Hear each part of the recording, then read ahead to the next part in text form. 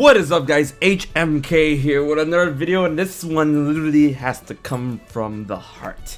Now, if you guys didn't see my reaction to Banjo Kazooie being confirmed for Super Smash Bros. Ultimate, thank you Nintendo, thank you Microsoft, thank you Rare.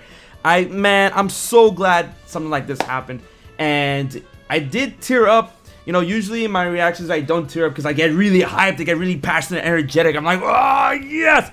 But that one specifically teared me up because Banjo Kazooie is actually very incredibly important to me, and the fact that they got announced in Smash is huge. It's a big deal. For those who don't know, I am a huge fan of the original two Banjo Kazooie games. Those games were a gigantic part of my childhood growing up. When I heard Spiral Mountain, when I heard the remix to Spiral Mountain, I was a kid again, blowing the cartridge and booting up my N64 for Banjo Kazooie, getting ready to tackle Gruntilda's Tower. I 100%ed both Banjo Kazooie and Banjo Tooie on the N64 way back in the day. And those games, if you guys haven't played those games, those are some stellar games. I actually love those two games more than I do Super Mario 64. And a lot of people really like Super Mario 64. It's like, oh, it's the best platformer on N64. I'm like, you haven't played Banjo though. And you know, I love the original two games. We don't talk about nuts and bolts, but to see them back on Nintendo for the first time in so many years, like an incredible amount of years, and the first time they've been in a video game since, I'm pretty sure Nuts and Bolts came out 2008, so that would be like 11 years. 11 years we haven't seen these two in a video game, and the fact that they made it to Smash is wild because they're the first. And let me clear this down, break it down. They are the first non-Japanese owned characters in Super Smash Bros. History. Yes, there are non-Japanese made characters that are in the game, including King K. Rool, Dark Samus. You know, King K. Rool was made by Rare, Dark Samus was technically created, designed by Retro Studios, whatnot. But they're still owned by Nintendo. And every rep that has been in the game has been owned by a Japanese company. Save for Banjo.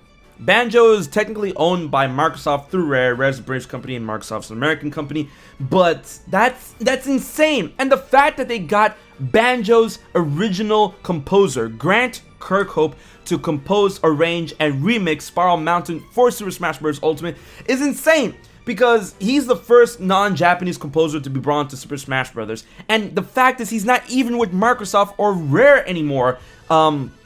He and a bunch of others that were former Rare employees bound together and they Playtonic Games Studios, and they put out Yooka-Laylee, which is a spiritual successor to Banjo Kazooie, and that got a lot of buzz, and it was a successful Kickstarter because of how well people remember Banjo Kazooie and how great those games are. And they got the dude back for this, and seeing Spiral Mountain and the boys in HD in a design that definitely isn't nuts and bolts just literally blew my mind. And the fact that when you go down to the everyone that's credited for characters in Super Smash Bros. Ultimate, it doesn't say Rare, it says Microsoft.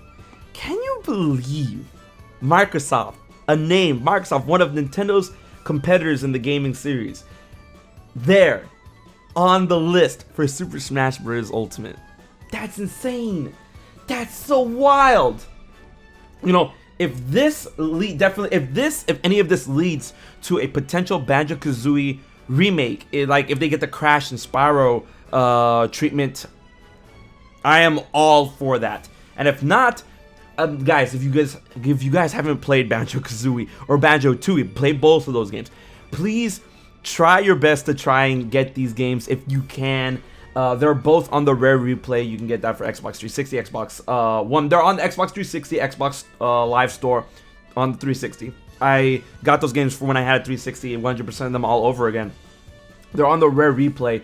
If you still have your N64 and never played Banjo Kazooie or Banjo Tooie, find those cartridges, play those games. Like, they are an absolute joy to play. Like, I swear, they will open your eyes. They play so well, and the sequel is way more bigger in scope than it was for Banjo Kazooie. Banjo Kazooie and Banjo Tooie are literally two of my most favorite games of all time.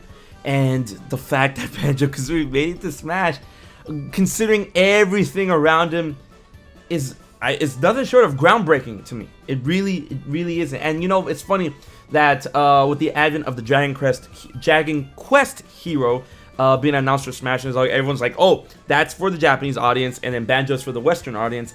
And there's memes was like, oh, Western audience where they see Banjo Kazooie, yeah, Japanese audience sleep. Oh, and then reverse thing for Western and Japanese for Dragon Quest. Japanese viewers, yeah, Western viewers for Dragon Quest Hero sleep. But if you actually go to the Twitters and the Facebook and the forums and all that stuff, you would see that the response from Japan for Banjo Kazooie has been insane.